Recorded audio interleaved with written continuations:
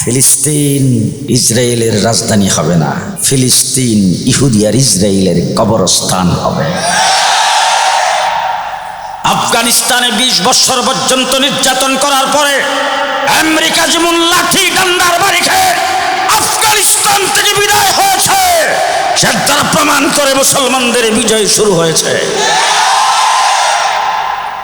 1450 বছর পরে আজকে পদ্মা ব্রিজ হয়েছে, কর্ণফুলী টানেল হয়েছে, হাইওয়ের পরিবর্তে স্পেসওয়ে হয়েছে, জমানা ডিজিটাল হয়েছে। ইসলামের বিধান আর নবীর সুন্নতের পরিবর্তন হয় নাই। কিয়ামত পর্যন্ত হবে হবে না। তার কারণ হলো আমার নবী সর্বশেষ নবী, কিয়ামত পর্যন্ত আর কোনো নবী নাই। ঠিক না ঠিক? আমার বন্ধুগণ, আমাদের একটা জিনিসের দরকার, সেটা হলো ঈমানটাকে মজবুত করা। ঠিক না বলেন? হ্যাঁ, যদি ঈমান মজবুত করতে পারি আমাদের সঙ্গে কেউ পারবে না। বদরের যুদ্ধে মুহাম্মদ রাসূলুল্লাহ সাল্লাল্লাহু আলাইহি সাল্লাম 313 জন নিয়ে সেখানে উপস্থিত হয়েছে। হুজুর আকরাম সাল্লাল্লাহু আলাইহি ওয়াসাল্লামের 313 জন রমজান মাসের 17 তারিখ ছিল, শেষ রাত্রে কিন্তু সেহরি ভালো করে খেতে পারে নাই। 313 জনের কাছে কোনো অস্ত্র শস্ত্র নাই, সামানপত্র নাই। 1000-এর মোকাবেলায় যাদেরকে পরীক্ষা নিরীক্ষা করে যারা ভালো যোদ্ধা, ভালো পারদর্শী, ভালো ট্রেনিং প্রাপ্ত আবু জাহেল তাদেরকে এনেছে। সেই জায়গায় 313 জনকে আমার রাসূল মাঠে ছেড়ে দেওয়ার পরে আল্লাহ পাকের দরবারে হাত উত্তোলন করে রাসূল বলতেছেন, ও আল্লাহ, এই 313 জন আমার জিন্দেগির ফসল। আজকে যদি 313 জন ধ্বংস হয়ে যায়, শেষ হয়ে যায়, আগামী দিনে বাংলাদেশ আর ঢাকা পর্যন্ত ইসলাম পৌঁছবে না। রাসূলুল্লাহ সাল্লাল্লাহু আলাইহি সাল্লাম বলছেন, 313 জন যদি আজকে ধ্বংস হয়ে যায়, আগামী দিনে আপনার নাম নেওয়ালা কেউ থাকবে না। এইভাবে আল্লাহর দরবারে যে রাসূল দোয়াটা করেছিলেন, সেই দোয়াটার ভিতরে খতমে নবুয়ত নিহিত। তার কারণ হলো আমার নবী মুহাম্মদুর রাসূলুল্লাহ সাল্লাল্লাহু আলাইহি সাল্লামের পরে যদি পৃথিবীতে কোনো নবীর আশা থাকতো, তাইলে রাসূল এই দোয়া করতেন না। তার কারণ হলো আল্লাহর নাম পরবর্তীতে কে নেবে না না নেবে, আল্লাহ নবী প্রেরণ করে সেটা ফায়সালা করবেন। অতীতে যত নবী পৃথিবীতে আগমন করেছেন, কোনো নবী পরবর্তীতে কে হবে সেই ভবিষ্যৎবাণী করেন নাই। সবাই দুনিয়ার থেকে চলে গেছেন। এরপরে আল্লাহ পাক হেদায়েতের দরকার হলে নবী প্রেরণ করবেন। কোনো নবী তার কোনো খলিফাও নিয়োগ করে যান নাই, তার কোনো প্রতিনিধি, তার কোনো ওয়ারেসও নিয়োগ করে যান নাই। সর্বশেষ হযরত ঈসা আলাইহিস সালাম পৃথিবীতে এসে ঘোষণা করে গেছেন, মুবাশশিরাম বিরাসূলিন ইয়াতি মিন বাদি ইসমুহু আহমদ, আমার পরে আহমদ নামের বিশ্বনবী, আখিরি নবী পৃথিবীতে আগমন করবে। তিনিও কোনো খলিফা নিয়োগ করে যান নাই, তিনিও কোনো প্রতিনিধি নিয়োগ করে যান নাই। যার ফলে হযরত ঈসা আলাইহিস সালাম দুনিয়ার থেকে চলে যাওয়ার পরে 500 বছরের ব্যবধানে আমার রাসূল পৃথিবীতে আগমন করেছেন। আয়েশা দেখেন বাইতুল্লাহ শরীফে 360 মূর্তি। কয়টা? 360টা মূর্তি। বাইতুল্লাহ শরীফ উলঙ্গ হয়ে তোয়াফ করে। ওয়াজের জাহাজ এসে বসে গেছে, এখন কথা বলা বড় মুশকিল। আমার সামনে যারা বসেছেন আপনারা সবাই জিন্দা না মুর্দা? কেটা কেটা জিন্দা আছেন একটু হাত ওঠান তো দেখি। আল্লাহ কবুল করুক সকলে বলেন। হযরত আব্দুল্লাহ ইবনে মুবারকের নাম শুনছেন?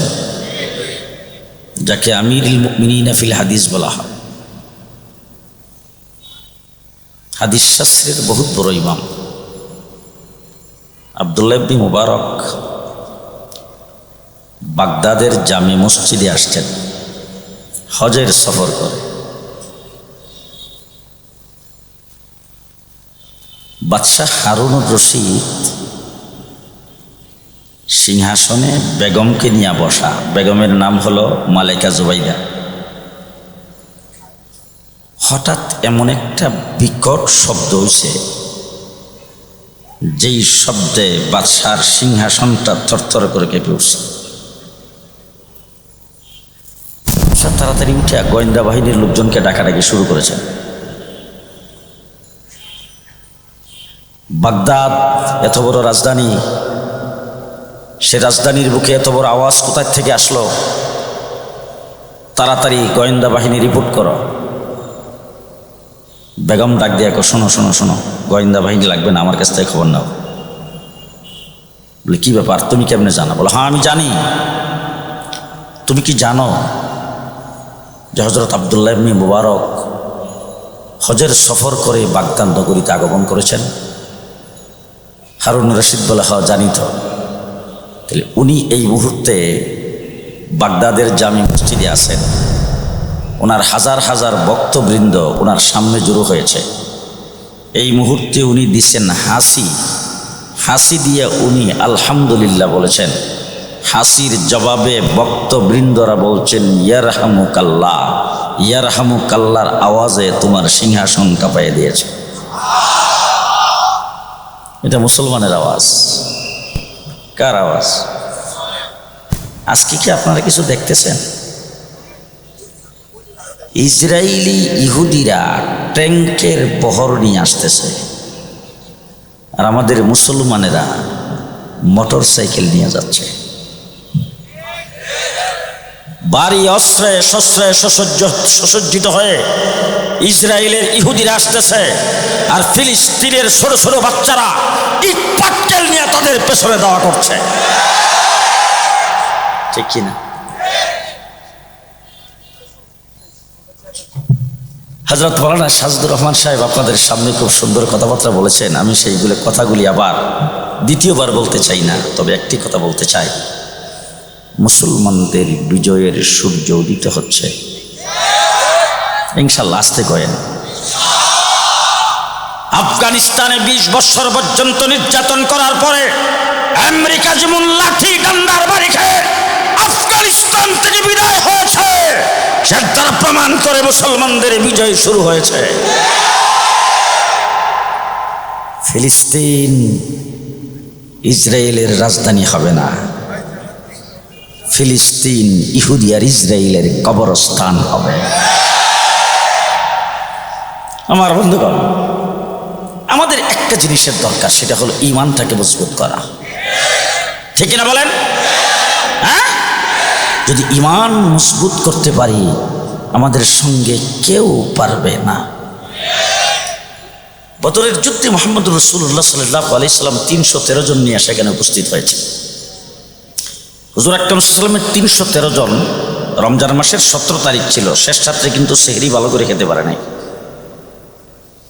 313 জনের কাছে কোনো অস্ত্র শস্ত্র নাই, সামানপত্র নাই।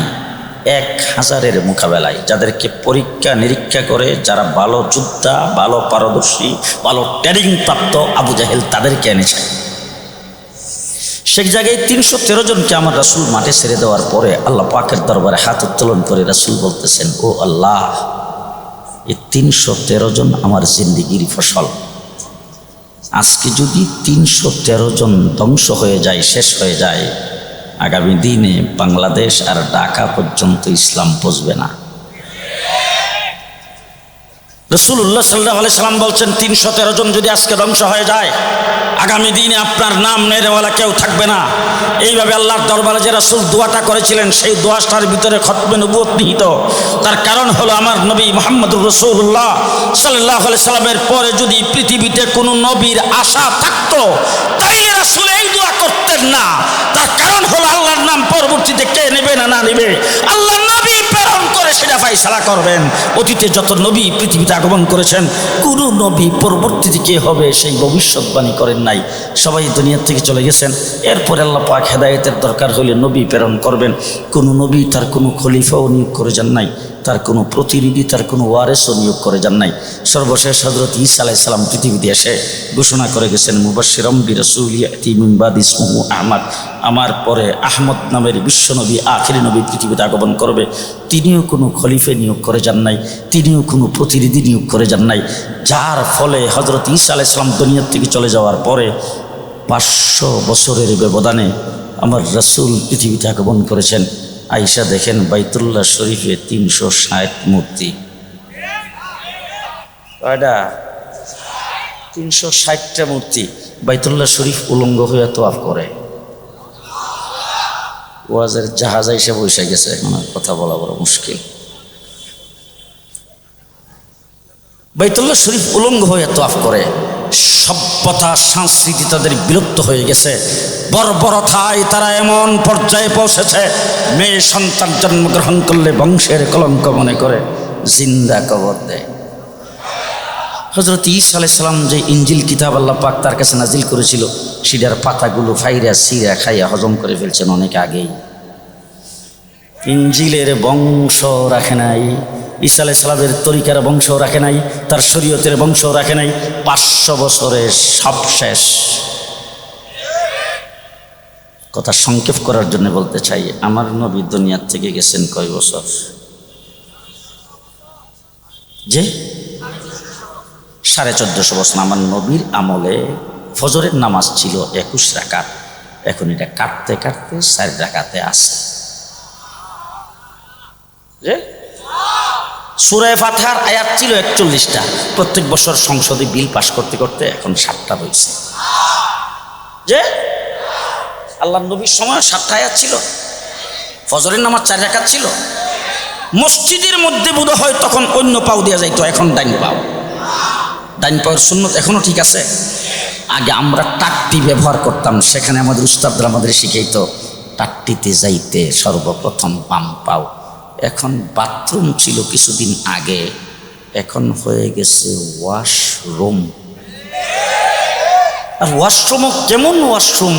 ছেলে থাকে বিদেশ থেকে বাবাকে টেলিফোন করেছেন, বাবা ঘর বানাইবার জন্য, বিল্ডিং করার জন্য টাকা পয়সা পাঠাইছিলাম, কতটুকু হয়েছে? বাবা টেলিফোনে বলতেছেন, বাবা সব কিছু হয়ে গেছে, রুম টুম প্রায় ঠিকঠাক, এখন বাথরুমের কাজটা বাকি হয়েছে। ছেলে ডাক দিয়ে, আব্বা বাথরুমে কোন টাইলস লাগাবেন? বলে কেন? বাংলাদেশের বিভিন্ন মার্কেটে বিভিন্ন রকম টাইলস পাওয়া যায়, সেখান থেকে ভালো টাইলস এনে লাগাবো। ফুলুরে তো সেটাই লাগাইছি। ছেলে ডাক দিয়ে বলে, না না, বাথরুমের মধ্যে টাইলস লাগাইতে হবে, সিঙ্গাপুর থেকে ইন্টারনেটের মাধ্যমে আনতে হবে। তার কারণ হলো আপনারা বুড়াবুড়ি হয়ে গেছেন, বাথরুমটা জীবাণু মুক্ত থাকতে হবে, সেখানে যাতে কোনো প্রকার দুর্গন্ধ না করে, কোনো প্রকার জীবাণু যাতে না থাকে। ভালো দামি টাইলস দিয়া বাথরুম বানিয়েছেন, ওয়াশরুম বানিয়েছেন, রুমের সাথে অ্যাটাচ। টাট্টিতে যাইতেন বাম পাও দিয়া, এখন বোধ হয় 2 পাও আলগি দিয়া।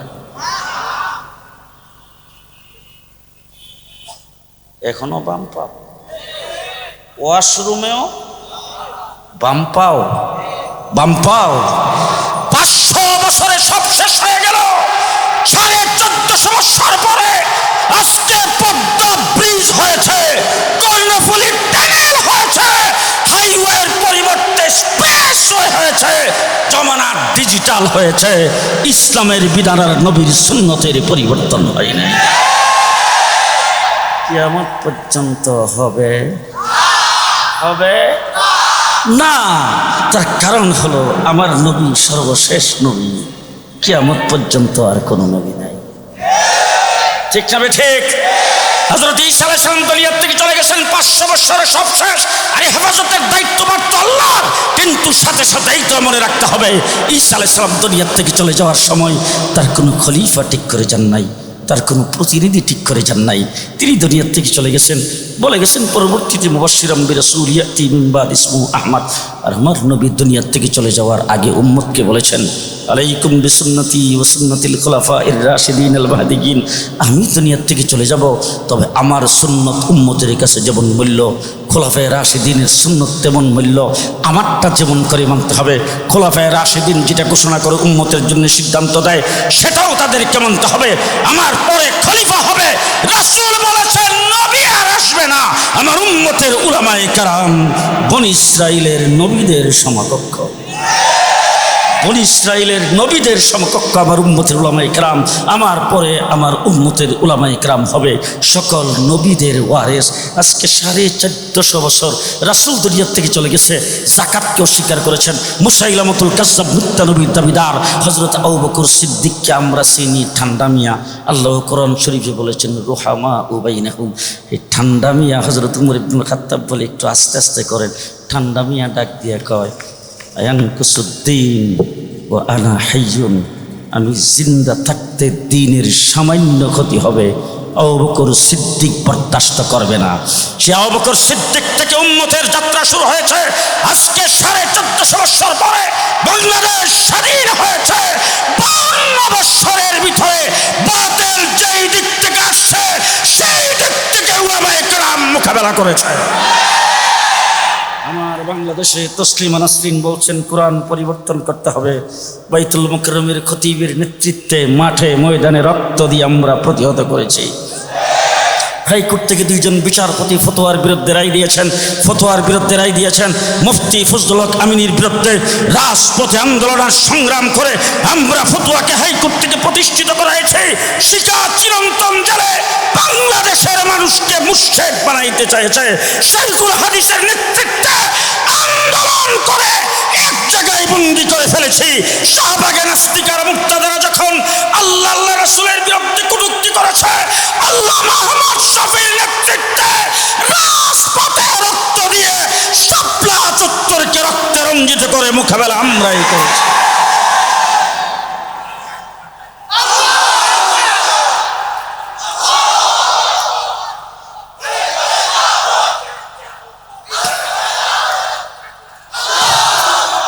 মুহাম্মদুর রাসূলুল্লাহ সাল্লাল্লাহু আলাইহি ওয়াসাল্লাম শেষ নবী। এই জন্য কিয়ামত পর্যন্ত তার দিন চলবে, তার তরিকা চলবে, তার সুন্নাত চলবে। আল্লাহ পাকের দরবারে হাত উত্তোলন করে দোয়া করেন, আল্লাহ 313 জন শেষ হয়ে গেলে আগামী দিন এই মিশন সাকসেসফুল হবে না। আমার আল্লাহ রাব্বুল আলামিন বলেন, নবী তো আর পৃথিবীতে কেউ আসবে না, 313 জনকে টিকিয়ে রাখতে হবে। জিবরাইল আমিনকে ডাক দেখে, জিবরাইল যুদ্ধের পোশাক পর। এত জোরে সুবহানাল্লাহ বলে মানুষের গাড়ি চালাইতে অসুবিধা হবে। যুদ্ধের পোশাক পর। জিবরাইল আমিন বলেন, যুদ্ধের পোশাক পরা তো আমার কাজ না, এটা তো মানুষের কাজ। আল্লাহ রাব্বুল আলামিন ডাক দিয়ে বলে, তোর কাজ না, কিন্তু আজকে পরা লাগবে। জিবরাইল আমিন যুদ্ধের পোশাক পরিধান করেছেন। আল্লাহ রাব্বুল আলামিন ডাক দিয়ে অন্য সময় উহি দিয়ে পাঠাইতাম, আজকে মেজর জেনারেল হিসেবে যাইবে। জিবরাইল আমিন বলে, মেজর জেনারেল হওয়া তো আমার কাজ না, বলে আজকে হওয়া লাগবে, কারণ আমার হাবিব দোয়া করেছেন 313 জন শেষ হয়ে গেলে আগামী দিনে দিন থাকবে না, আল্লাহর নাম নেড়েও না থাকবে না। এই 313 জন ময়দানে নামছে খালি হাতে, তুই যা। সাথে জিবরাইল আমিন এসে রাসূল সাল্লাল্লাহু আলাইহি ওয়াসাল্লাম ডাক দিয়া কয়, 3000 সাথে আছে আর 5000 ওয়াইটিংয়ে। যুদ্ধের ময়দানে নামছেন, যুদ্ধ করেছেন, 70টারে মেরে লাইছে, 70টারে দূরে লইছে। কথা আসতে বলে। মুহাম্মদুর রাসূলুল্লাহ সাল্লাল্লাহু আলাইহি সাল্লাম সর্বশেষ নবী। আমার রাসূল দুনিয়া থেকে চলে গেছেন। শেষ কথা আপনাদের সামনে বলতে চাই, আল ইয়াউমা আকমালতু লাকুম দীনাকুম ওয়া আতমামতু আলাইকুম নি'মাতি ওয়া রাদিতু লাকুমুল ইসলাম দীনা। আল্লাহ পাক বিদায় হজ্জে রাসূলের 23 বছরের নবুয়তির বয়স শেষ, বয়স 63 বছর শেষ। 1.25 লক্ষ সাহাবায়ে কেরাম রাসূলের সামনে। ওই সময় আল্লাহ পাক বিদায় হজ্জে সে আরাফার ময়দানে আয়াত নাজিল করেছেন, আল ইয়াউমা আকমালতু লাকুম দীনাকুম, তোমাদের জন্য তোমাদের দিনকে অল কমপ্লিট করে দিলাম। আদম আলাইহিস সালাম থেকে শুরু করে আস্তে আস্তে আস্তে আস্তে আস্তে পর্যন্ত এসে, হে নবী, আপনার উম্মতের জন্য উম্মতের দিনকে অল কমপ্লিট করে দিলাম। জিনিসটা যখন কমপ্লিট হয়ে গেছে, মিশন যখন কমপ্লিট হয়ে গেছে, আবু বকর সিদ্দিক বসে বসে চোখের পানি ছেড়ে কাঁদতেছে।